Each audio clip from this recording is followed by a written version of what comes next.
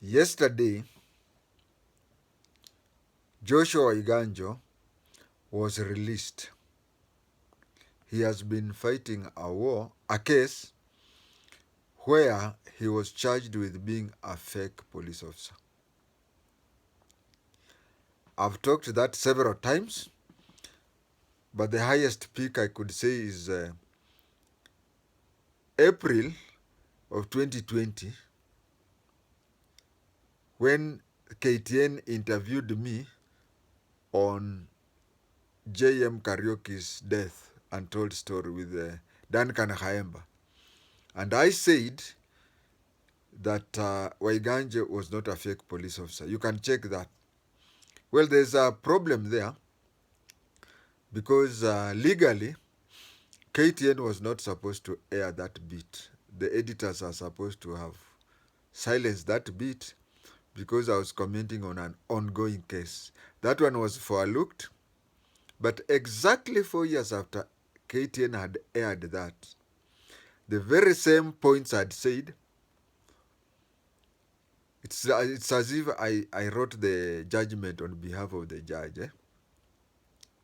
But I don't know WAIGANJO, I don't know the judge. But I can say that WAIGANJO's co-accused, Bijiwe, is very close to me. It's very close to me because Bijiwe's father and my father used to work together. Initially, Bijiwe Senior was my father's junior, and then later he became my father's boss. He ended up being the commandant of GSU. And Bijiwe Junior joined the police force when I was a senior recruit. He was my junior recruit. My service number starts with 41 and his starts with 42. But we do not have a one-on-one relationship.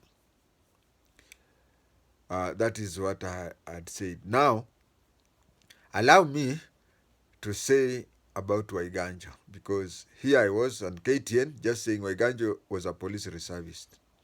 Let me now tell you about WAIGANJO from A to Z.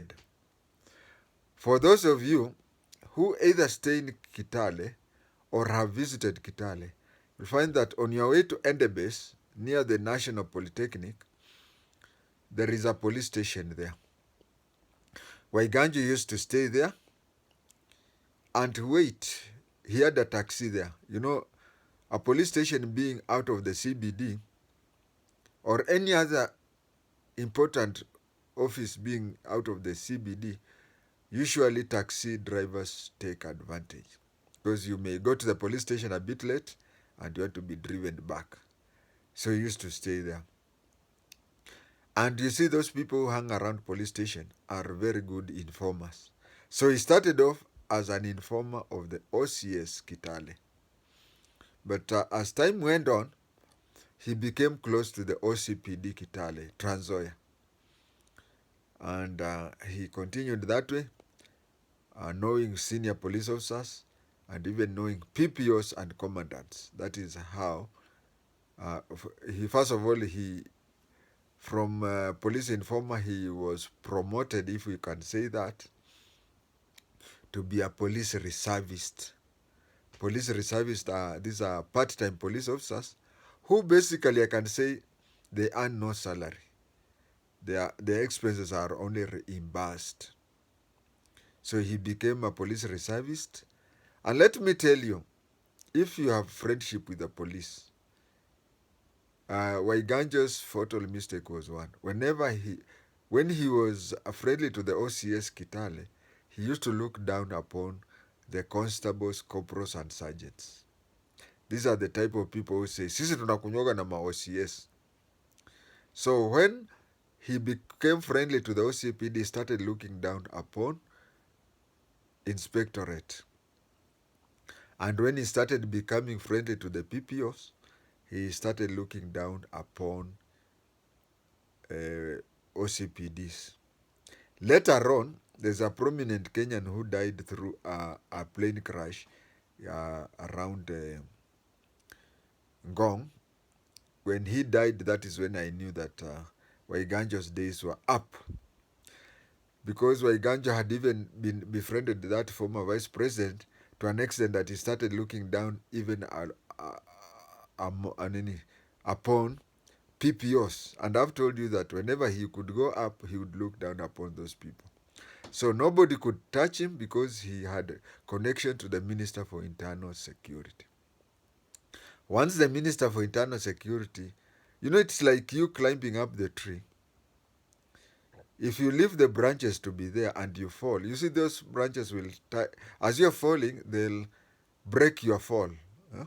So that by the time you reach the ground, hautaumia sana. But since he had cut those branches, you see when he's falling, he fell down with a thud.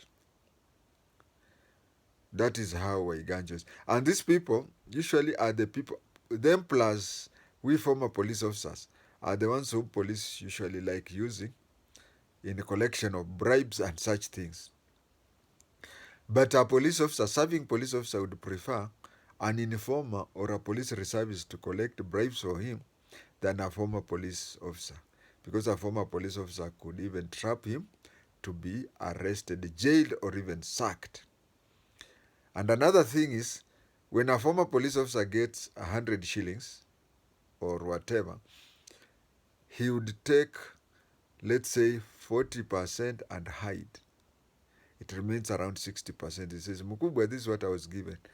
And then the police officer would give him 20% and remain with 40%. At the end of the day, the police officer would think that he has gotten 40 and the former police officer getting 20, but in reality is that the serving police officer would have gotten 40 and the former police officer would have gotten 60.